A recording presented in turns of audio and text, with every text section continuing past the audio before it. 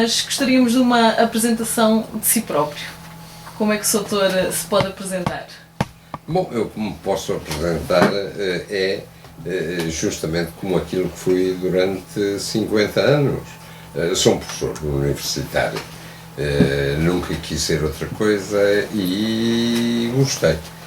Desde a primeira hora até à última, gostei de ser professor. Naturalmente que, como professor, fui chamado a outras atividades e diferentes, mas quase todas elas, à exceção de uma pequeníssima intervenção que tive na política, todas as outras foram relacionadas com a atividade universitária.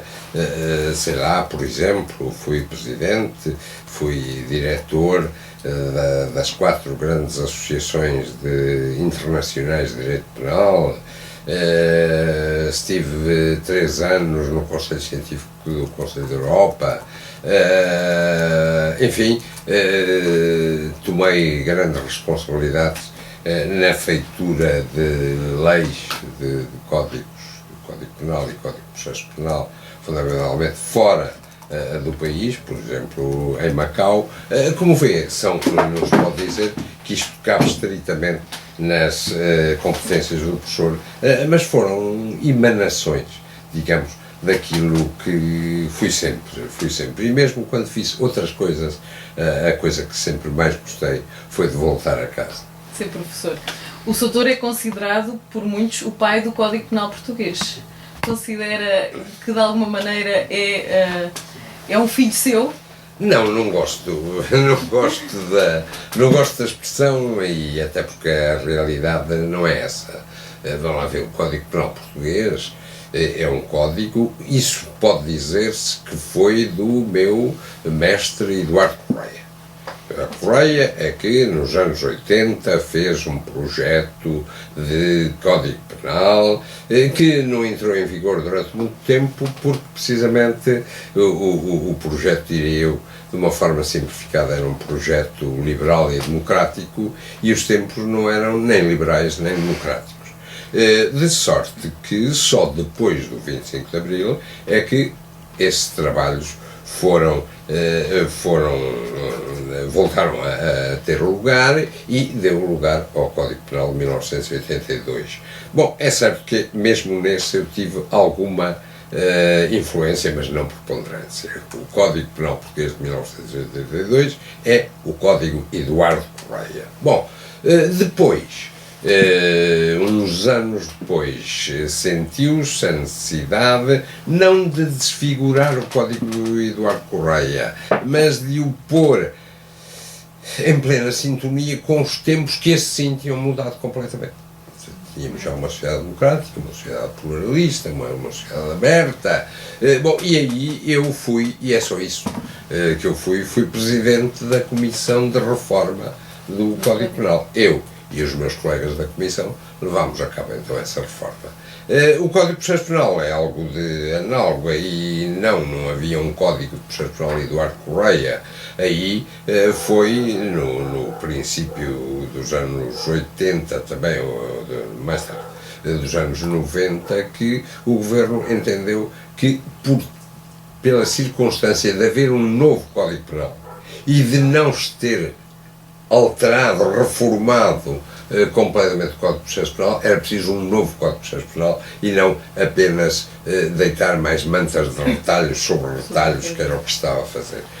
Uma vez mais eu fui presidente dessa comissão e daí resultou o Código Penal atual. Já várias vezes modificado, aí já sem nenhuma interferência indivídua.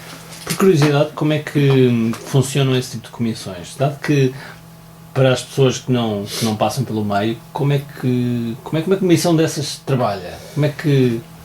Bom, vamos lá ver, não há só um modelo de comissão para todo e qualquer diploma legislativo. No caso concreto, quer antes do 25 de Abril, quer depois do 25 de Abril, foram sempre comissões de emanação ministerial, isto é o Ministério da Justiça que designa uma comissão.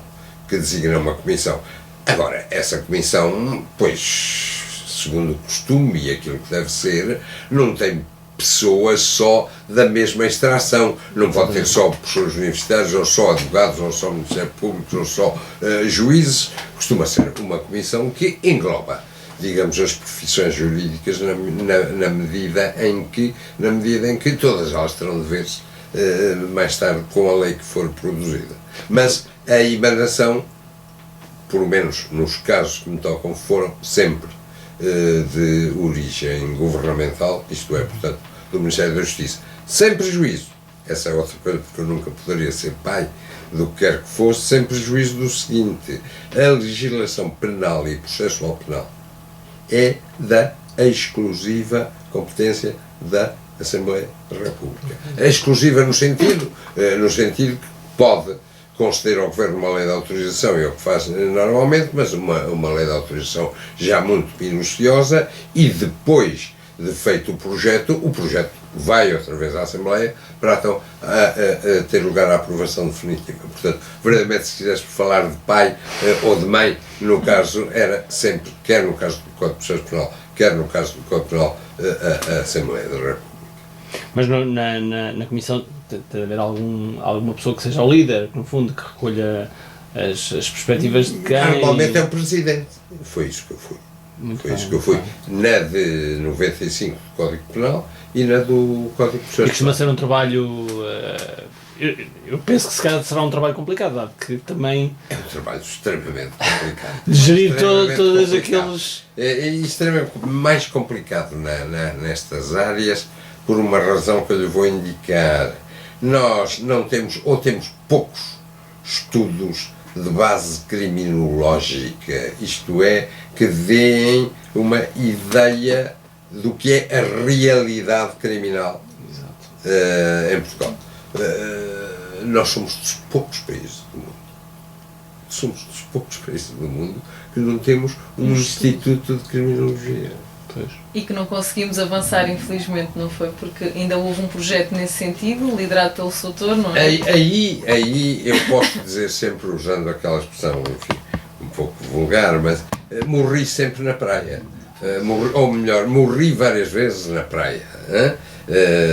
Chegou a existir mesmo no papel. Chegou a existir, isto é, na lei. E até teria aqui a sede em Coimbra. Mas também esse não foi. Mas foram razões políticas ou Teve com razões de lobbies, razões de mentalidade? É que até uma certa altura, até já pós 25 de Abril, havia dois pequenos institutos, três, mas rigorosamente dois, institutos de criminologia. Um em Coimbra, era ali no próprio edifício da penitenciária, outro em Lisboa. Mas a verdade é que eles estavam praticamente reduzidos ao mínimo, pelo menos no sentido de que nenhum nem outro fazia trabalho criminológico de campo. Pois. Ao contrário, por exemplo, veja, do que se deu no fim do século XIX e no princípio do século XX, onde nós tivemos uma criminologia florescente. Tudo passou. Não foram estudos, talvez esses estudos, se existissem, não fossem demasiado bem vistos pelos poderes de entrão. Claro. É preferível, ou assim se pensava, esconder certas zonas obscuras, e o crime é sempre uma zona obscura da realidade. Bom, por isto ou por aquilo, eu próprio ainda fui, não me livro de responsabilidades, eu próprio ainda fui diretor do Instituto de Criminologia de Coimbra. Se me perguntaram o que eu fiz. As condições também não comprava, ainda havia algum dinheiro, compravam-se livros estrangeiros de criminologia, tratados de criminologia, manuais de criminologia, davam-se lá umas aulas vagas e nada mais. Então, nós não conseguimos, ao fim e ao cabo, apurar o tipo de criminoso que eventualmente existente em Portugal. Ou... Bom, não há um tipo de criminoso. Não há um tipo de criminoso. Não conseguimos apurar, talvez, pelo menos com a precisão com que devíamos, perfil, os tipos de criminalidade, os tipos de criminalidade, a quantidade da criminalidade. Então as percentagens que nós ouvimos na televisão, de onde é que elas vêm? As percentagens que ouvem na televisão vêm das estatísticas da justiça, suponho, de uma forma praticamente única. Ora bem, mas são logo aí, números, não são... reparem, vamos lá ver se eu consigo dizer-vos o que eu pretendo dizer em poucas palavras. As estatísticas da justiça reportam-se ao que nós chamamos, ao que nós criminólogos, ou aquilo que em criminologia se chama, o número de crimes conhecidos pela polícia. Certo. Está a ver? Está a ver? Ora bem, e disse o que também é verdade, numa certa medida, a criminalidade real, essa nunca se pode conhecer. Nunca se pode conhecer até ao pormenor, mas há estudos de base sociológica, estudos de observação, que não vão dizer foram quase 14.728, mas que dão uma ideia razoavelmente segura e que permite depois trabalhar-se do ponto de vista da política criminal. Isso hoje tem sido a justiça para se fazer, tem sido em alguma medida coberto por os observatórios, os chamados observatórios da realidade criminal.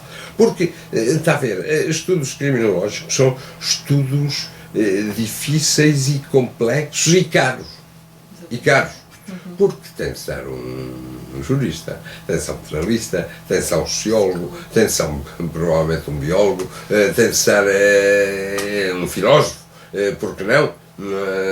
Alguns até têm um lugar obrigatório, vá lá, digamos assim, de um teólogo. E são esses estudos pluridisciplinares e interdisciplinares que podem depois dar credibilidade aos resultados criminológicos. E essa seria então a intenção do tal instituto? De alguma maneira agregar esse tipo de informação? E até por outra razão. Eu vou ser muito franco. Se me perguntar, eu, és criminólogo? Não sou. Eu não sou criminólogo. Eu sou um jurista que teve contacto, é evidente, com aquilo que nós chamamos a criminologia teorética ou a criminologia teórica. Agora, criminologia de campo, andar com um computador às costas e com um microfone a fazer entrevistas, a tratar as entrevistas, a tratar de estatística, não é isso. Ora, isto significa que um instituto de criminologia sério tem de começar por aí, tem de começar por formar, e aqui, infelizmente, em parte, pelo menos, lá fora, o chamado criminólogo de campo, o que sai da secretária e vai, mas é para a rua, ou vai para onde tiver de ir, não é verdade, para indagar. E só depois é que se pode começar a esperar que haja resultados credíveis. Exatamente. O Sr. falou há pouco que teve praticamente sempre toda a sua vida ligada à área do ensino, no entanto fez umas pequenas aparições, chamemos-lhe assim, numa outra área, embora ligada também ao direito.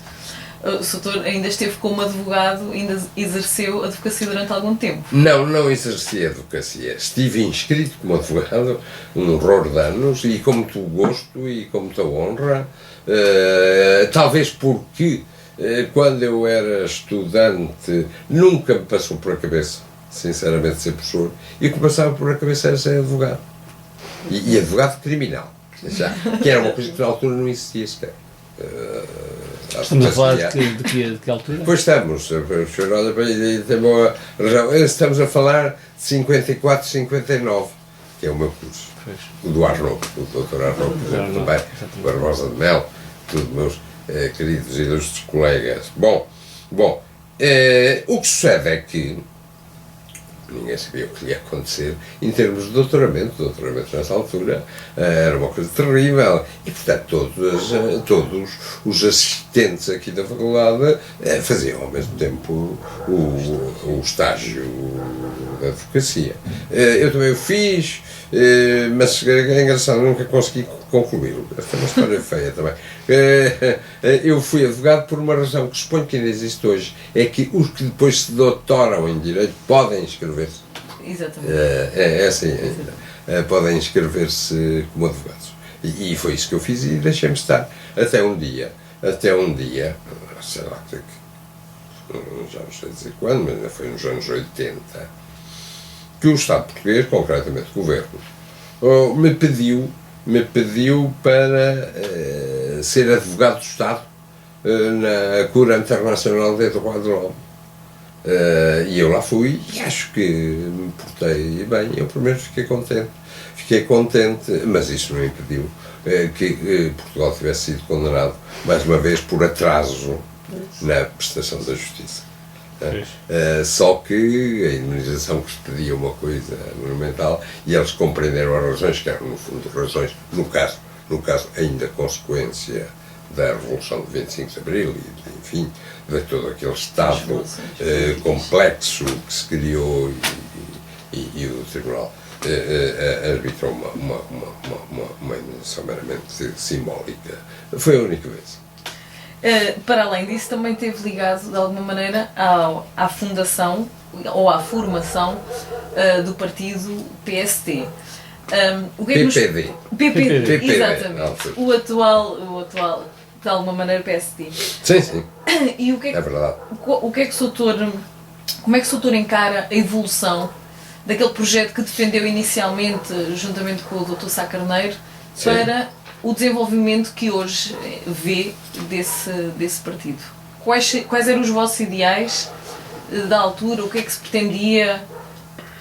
A sociedade não é a mesma e, portanto, se eu hoje voltasse a ter a interferência que tive, por exemplo, na elaboração do programa, se calhar já não podia ser aquele que foi feito na altura, embora esse correspondesse precisamente às minhas convicções de então. Que convicções eram essas?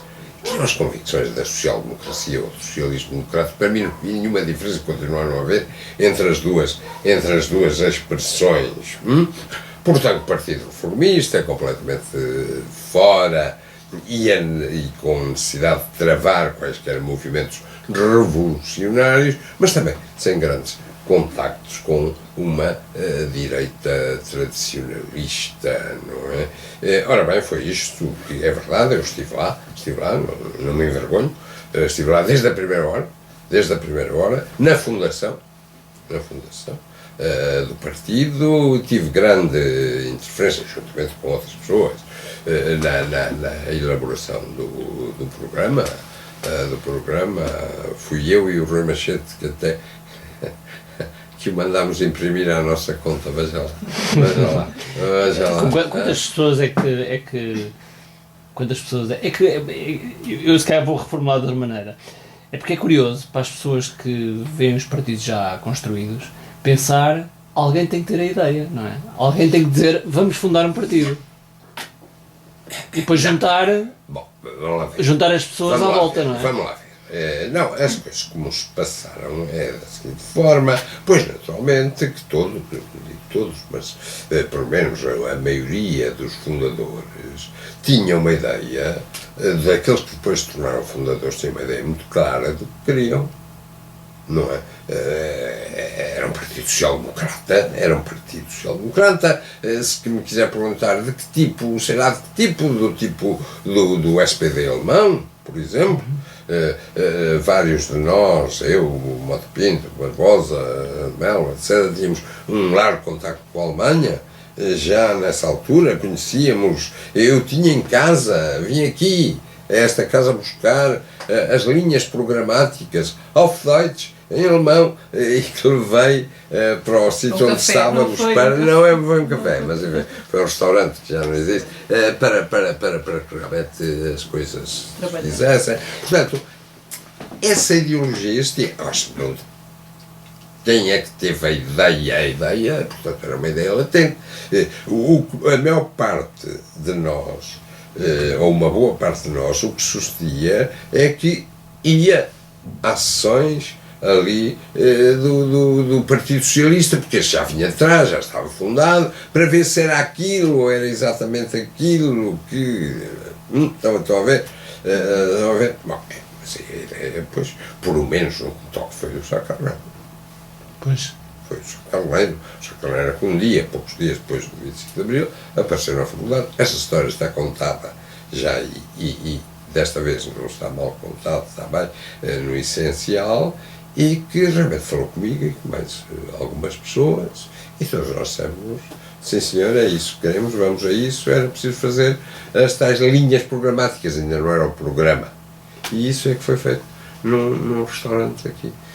O que é curioso é Coimbra estar na gênese também de dois partidos, dado que o Dr. Arnaud também esteve como fundador do PS. Do PS. E é engraçado estes nascimentos nascerem aqui por Coimbra e pelas pessoas. É verdade isso. Hoje a situação é completamente diferente. A situação do mundo. E também essa situação do mundo determinou, creio eu, um certo recuo das ideologias. Não digo desaparecimento, mas está mais agarrado à pessoa do que das ideologias. A pessoa torna-se cada vez mais importante, é verdade, não é? Nós dizíamos uma ideia, uma pessoa, eu lembro perfeitamente disso. Dizíamos uma ideia, uma pessoa, hoje a pessoa é particularmente importante. E não é só isso, quer dizer, os desafios são de tal forma grandes, repare, por exemplo, na situação atual da crise europeia, económica, ou global, ou como quiser chamar. Quer dizer, essa é a ordem, essa é a primeira obrigação do dia, não é? E aí, se calhar, ou se deve ir por aqui, ou se deve ir por ali, ou se deve ir por acolá, não depende tanto do indivíduo ser do PS ou ser do PSD. Exatamente. Soutor, ainda voltando um pouco à área do ensino, que o Soutor falou, como é que o Soutor encara hoje o ensino atual das nossas universidades? Como é que está a ser feito este ensino, sobretudo também com a proliferação também de várias universidades públicas, privadas? Como é que encara a perspectiva do ensino do direito, sobretudo? Eu não queria ser demasiado pessimista, não está no meu espírito, mas deixe-me dizer-lhe o seguinte, é interessante ou não, que eu realmente jubilei-me num dia e o ensino chamado de Bolonha entrou em vigor na faculdade no dia seguinte. Bom, portanto, ora bem, sendo eu tinha sido durante 4 anos presidente do Conselho Científico da faculdade, calcula que uma das coisas a que mais me dediquei foi realmente a ver se conseguimos pôr o nosso ensino de acordo com os ideais de Bolonha, com os ideais, porque eu a certa altura, isso foi a machadada, percebi que Bolonha não era nada aquilo que eu julgava. Numa parte sim, naturalmente, e que equiparação dos graus em toda a Europa, possibilidade de intercâmbio, etc. Aí sim. Agora, o ensino bolonhês, em que se pedia a máxima responsabilidade ao aluno e ao professor, com um ensino mais direto, sem conceder tanto às avaliações finais, etc., que em faculdades como a minha, que tem milhares de alunos, é sempre extremamente difícil, exigia um aumento significativo os investimentos do Estado. Ora, essa altura pareceu, e continua a parecer-me, infelizmente, que Bolonha foi uma maneira que os Estados europeus arranjarem de gastar menos dinheiro com a educação universitária. Bom, e a partir daí as coisas estão mal. Porquê? Isso agora vou diretamente à sua pergunta. Porque se não houver investimentos, eu diria quase maciços, no ensino, não é? Esse ensino direto, pessoal, que implica o quê? Implica logo a multiplicação por 3 ou por 4 ou por 10 do número de docentes. Se nos podem contratar docentes, como é que nós fazemos? E então, o que eu assisto, e assisto preocupadíssimo, até porque nesta mesma mesa continuam a vir aqui os meus antigos discípulos, ainda hoje cá estiveram dois a conversar comigo e contar como é que as coisas são. O que se passa é que o trabalho propriamente docente do professor tornou-se incomportável.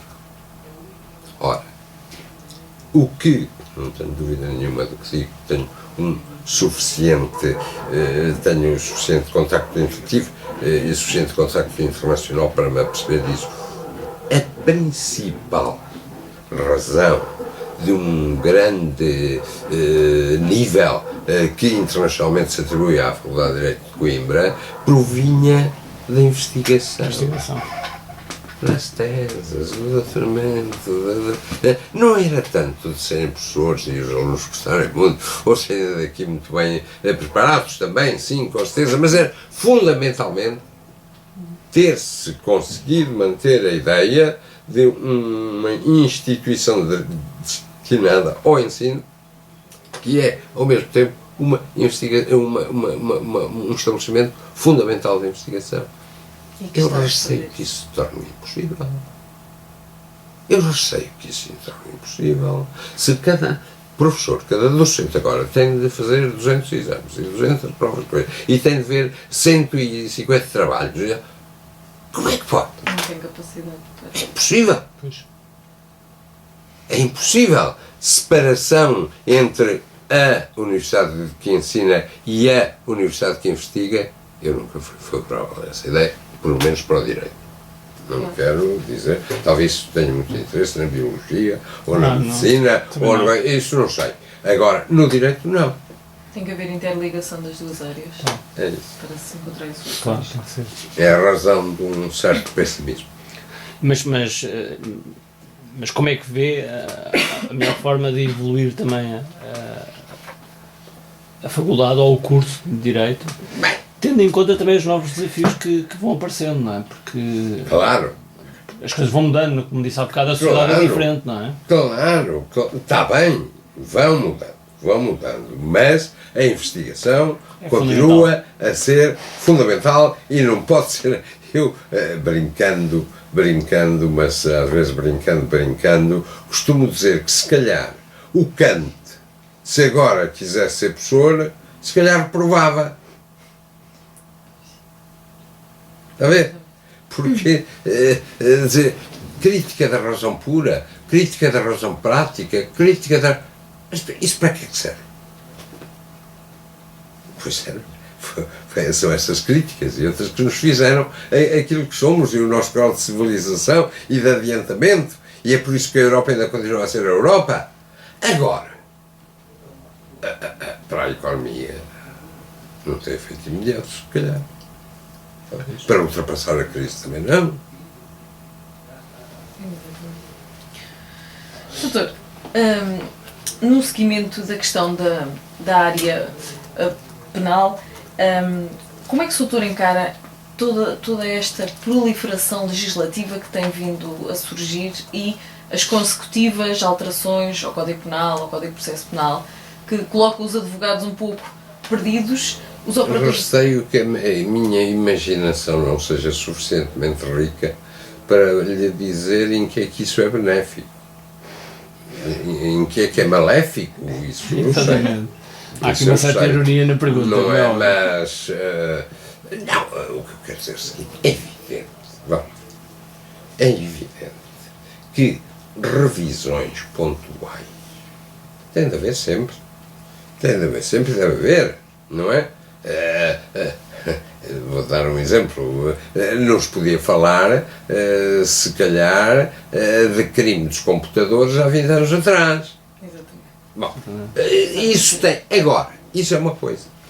Outra coisa e que se tem tentado, é descaracterizar o espírito de uma legislação e, sobretudo, a correr não a modificações da sociedade, como é a da eletrónica ou como é outras questões, mas para dar resposta a questões do dia. A questões do dia. Ai, bateram no professor. Ai, então tem-se a gravar a joia. Ai, bateram no professor. Então tem-se a gravar. Ai, insultaram o seu presidente. Ai, tem-se a gravar. Não pode ser. Exatamente. Porquê?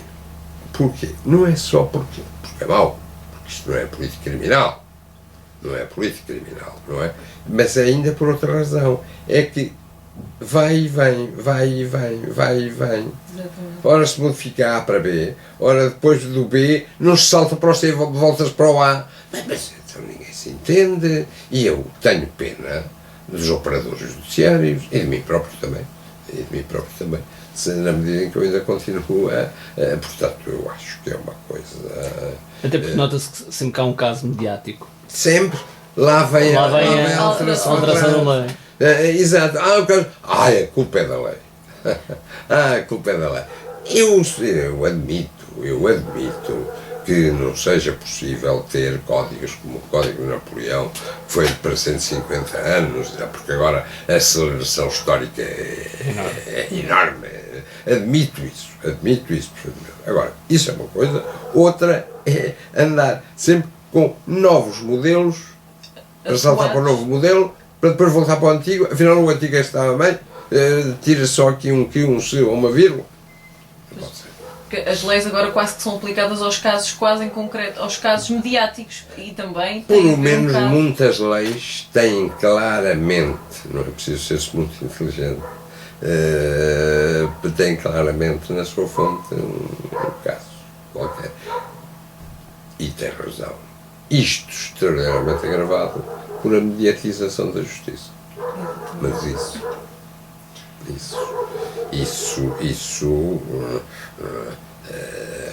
dentro de certos limites não se pode impedir.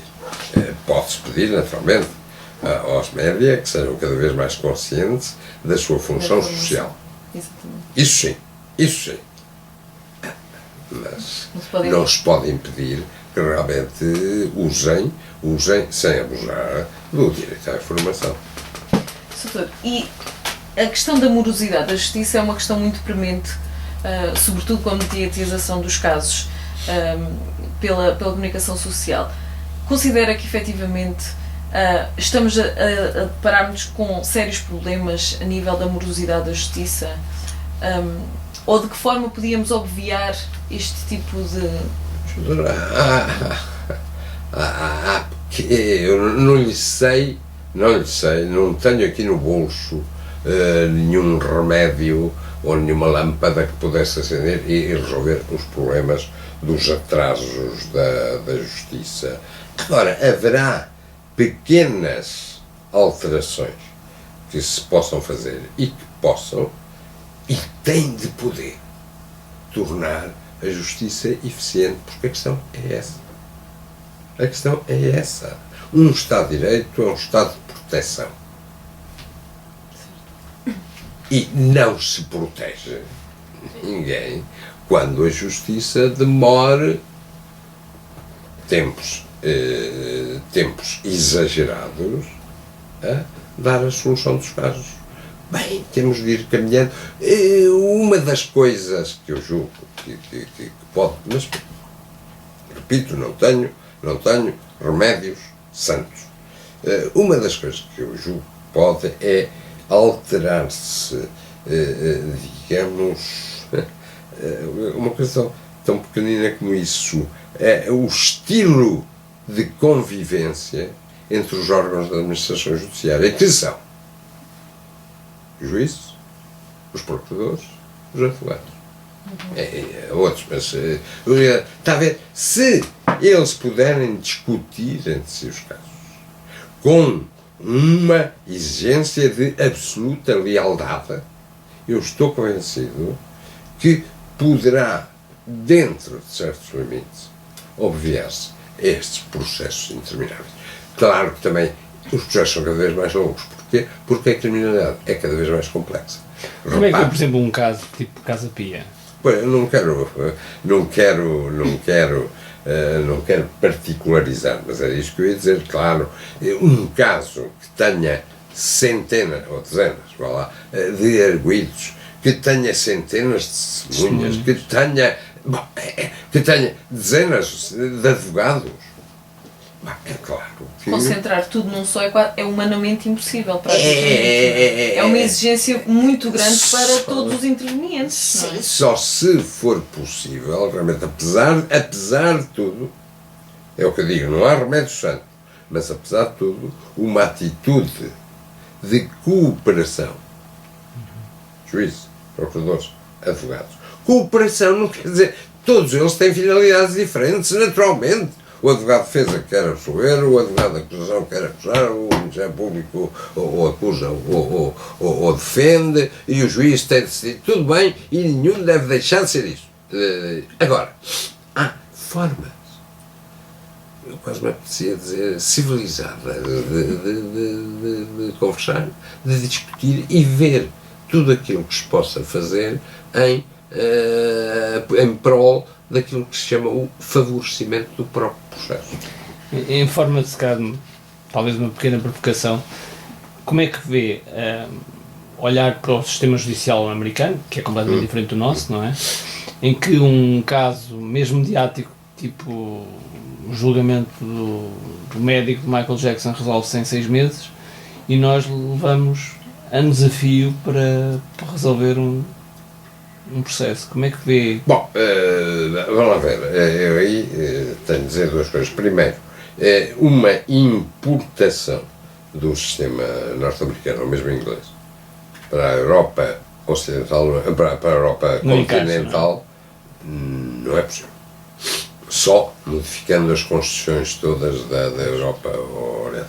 Bom, em primeiro lugar. Em segundo lugar, mas a verdade é que essa tal atitude de cooperação existe. A gente vê nos filmes, parece que o advogado de defesa está muito zangado com o promotor e estão, mas ao fim são quase de tomar um café e dizer, vamos lá ver como é que isso se pode resolver, de forma que o seu cliente não fique mais prejudicado e o Estado também não perca os seus direitos. Isto eu vi. Sou como o Napoleão, eu estive lá. E isso é fundamental. Aí também entra um pouco aquela questão dos acordos também. Bom, é isso. É disso que eu tenho estado a falar. Não é? Não é aquele dou o desce, não é aquela troca, não é aquela barganha, isso não é possível. Olha lá, então, mas tu vais ter dificuldade, então acusa só por e tal. Não é isso.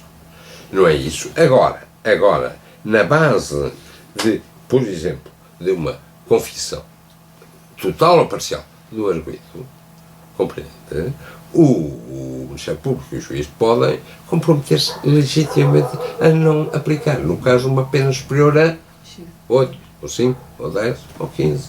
E então, repare, toda a fase de produção da prova, por exemplo, no caso que mencionou, do Casa Pia, demorou anos, acho eu, 12 anos, acho eu digo a produção da prova em audiência, desaparece. É, porque a pergunta depois também é, o juiz consegue fixar, ou o juiz ou o coletivo, depois consegue fixar estas coisas, as montanhas de papel, Bom, mas é realmente também, isso já são erros, magnânimo, não é? Isso já são erros. Poderia haver uma subdivisão do processo com o nome X em vários subprocessos? Não, em princípio não. Considera que não era possível? Não. Isso, o que é possível já há. que é a chamada separação de processos. Sim, sim. Se em caso, por exemplo, de concurso de crimes, de haver mais que um crime, o imputado à mesma pessoa e tal, em certas condições, pode de haver vários arguidos, pode-se separar o processo. Agora, partir um caso às fatias, não. A não ser quanto à indemnização civil, que também se arbitra por vezes, nos processos penais, não é? Bom, eu não estou a advogar, desse sistema, mas isso era possível. Dizer, não, as questões civis tratam-se do Tribunal Civil, não são para aqui chamadas.